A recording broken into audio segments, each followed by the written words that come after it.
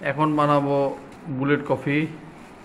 উপকরণ হলো গরম পানি, তারপর হলো এদিকে হলো কফি পাউডার, তারপর হলো এইটা হলো এক্সট্রা ভার্জিন কোকোনাট অয়েল, আর হলো একটু ঘি মিক্সড করে।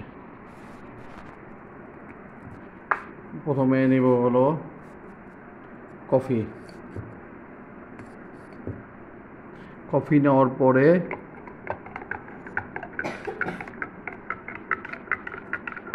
ভালো মতো গুলাতে হবে।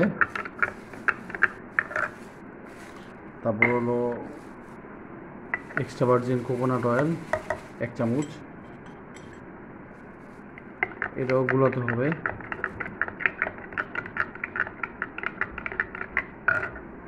তারপর হলো ঘি,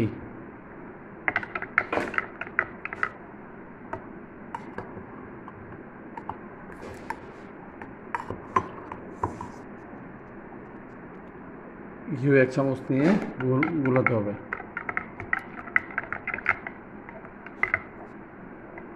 এভাবে বুলেট কফি হয়ে গেল। খালি পেটে খেতে হবে সকালে। প্রথমে এটা কিটো ডায়েটের হলো একটা কফি। এভাবে বুলেট কফি হয়ে গেল।